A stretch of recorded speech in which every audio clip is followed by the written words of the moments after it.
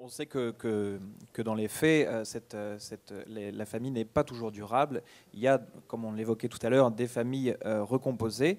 Elles ne trouvent pas forcément leur reconnaissance dans le droit. Les rôles de chacun ne sont pas forcément reconnus.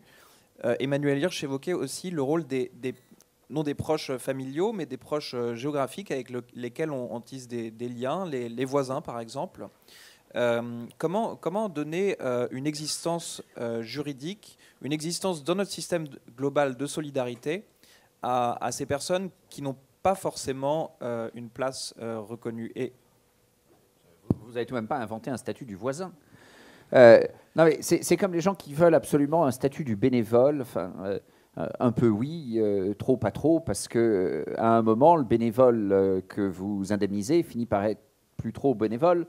De même que le don, c'est un sujet qu'on a dans les discussions actuellement sur le projet de loi de bioéthique. Le nombre de personnes suggèrent des contreparties au don. Ouais, un don qui a une contrepartie, c'est plus vraiment un don. Donc, il est important en effet de valoriser. Je pense que la notion de contrepartie au don est tout de même quelque chose d'un peu curieux si on considère que le mot don a un sens. Donc, le voisin.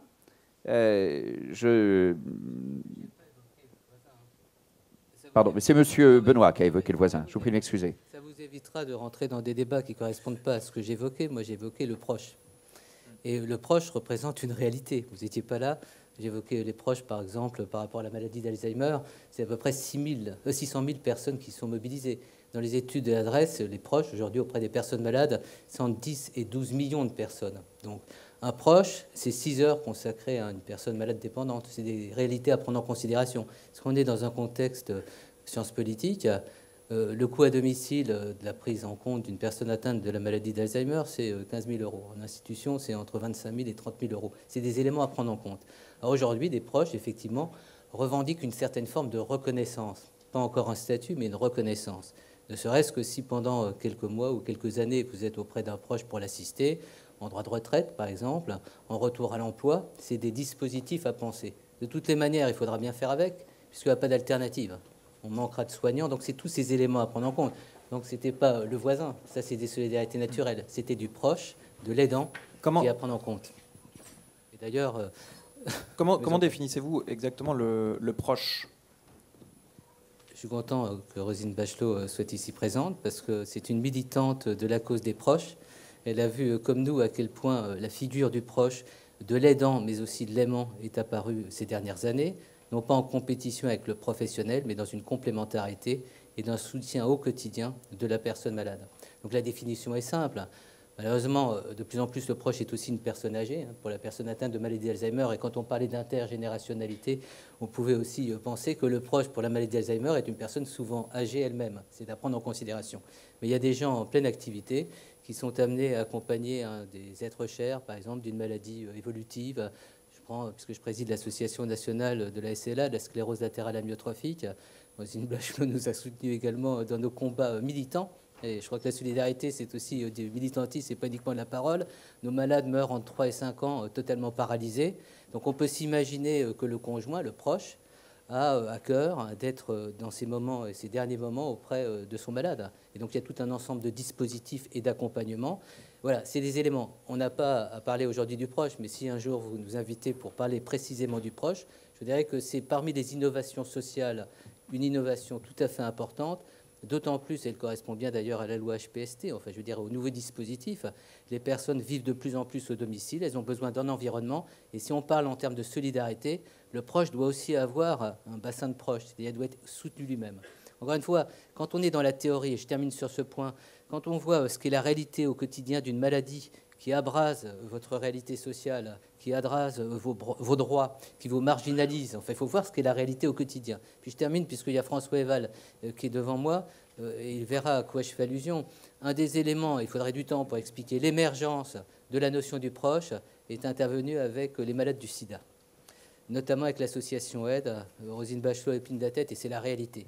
C'est quand des familles n'ont pas voulu véritablement assumer, pour des raisons discriminatoires, leur responsabilité vis-à-vis de leurs malades.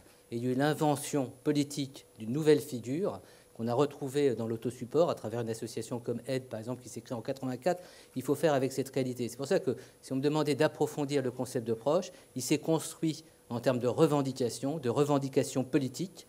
Et je trouve qu'il est tout à fait conséquent de se dire ces proches ont une place à reconnaître, une dignité à respecter. Et souvent, ils sont malmenés par la maladie. Et encore une fois, je l'évoquais tout à l'heure, le proche d'une personne atteinte d'une maladie d'Alzheimer survit souvent pas à son malade. C'est des éléments à prendre en compte. Une fois que j'ai dit ça, je ne suis pas dans l'abstraction théorique. Et je pense que les politiques aujourd'hui réfléchissent à cette dimension, qui est une dimension de solidarité, de proximité. Et dernier point, je vois, puisque Roselyne Bachelot a également lancé une mission de réflexion avec Voisins solidaires, les voisins vont être mobilisés, il y a une conscience collective, tous ces éléments sont à prendre en compte, et je termine là-dessus, c'est des dimensions politiques, et à l'espace éthique de la PHP, soyez conscients, on n'est pas dans l'abstraction, on voit des choses extrêmement concrètes. Merci beaucoup. Merci, c'est en effet un défi à relever. Un deuxième défi, Julien Damon parlait de guerre des générations. Et j'ai envie de vous demander, ainsi qu'à Louis Chauvel, est-ce que le système de solidarité intergénérationnelle actuel, dans sa configuration actuelle, est tenable? Je répète, guerre des générations, c'est dans les comptes sociaux. En réalité, dans les familles, on n'a jamais été aussi gentil en moyenne avec nos enfants et avec nos parents, même s'il y a des problèmes à l'échelle de la société, bien sûr. Oui, voilà. Donc la réponse à votre question, c'est non. Parce que je ne me rappelle plus exactement de votre question, mais je me rappelle de ma réponse. Et la question, c'est est-ce que c'est tenable Voilà. Oui, ça ne l'est pas. Voilà.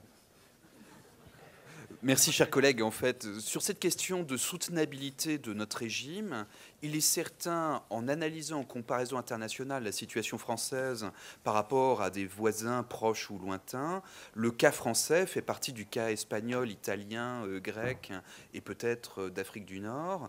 Cela fait partie des situations où certaines générations ont bénéficié tout à la fois de la société salariale, du plein emploi, de conditions d'accès à des droits sociaux pleins, et en même temps à des conditions d'accumulation patrimoniale plutôt favorables. Et ce sont en général, en moyenne, les cohortes de naissance qui aujourd'hui ont entre 60 et 75 ans, pour faire une rapide caricature démographique de la situation.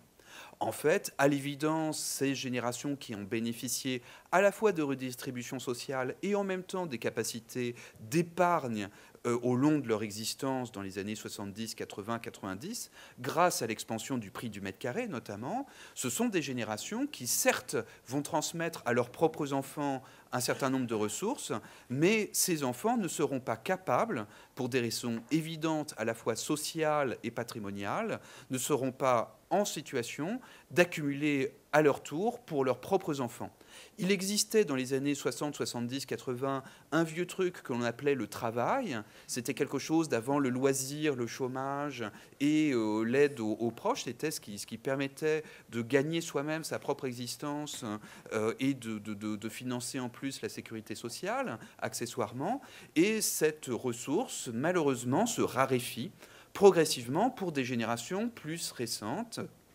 Et à l'évidence, les générations qui aujourd'hui ont moins de 40 ans auraient des difficultés à se loger si effectivement cette solidarité familiale n'avait pas pris le relais du travail fier permettant à plein temps de se constituer soi-même son propre niveau de vie et son accumulation patrimoniale.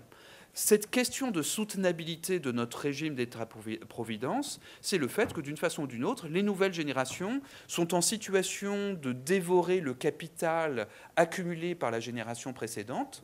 Et malheureusement, cela ne permet pas de construire la civilisation européenne de 2060-2070. Nous avons une situation où nous, pas en dévorant le capital, nous laissons progressivement dépasser par le reste des autres sociétés. Ne vous inquiétez pas, l'Argentine a connu cette dynamique d'appauvrissement des classes moyennes par dévorance du patrimoine au cours des années 1950, 60, 70. Ils continuent de vivre, mais malheureusement, ils ont perdu 20 ou 30 rangs en termes de position relative dans l'échelle de développement des nations. Je crains malheureusement que nous n'allions dans cette direction-là si nous ne prenons pas conscience de ce qui se passe. malheureusement, nous avons un devoir par rapport aux générations futures de constitution, de reconstitution de la soutenabilité. Je crains simplement que la solidarité familiale fasse un peu écran à ce que nous devons aux générations futures. Merci beaucoup. Hervé Mariton, vous vouliez réagir?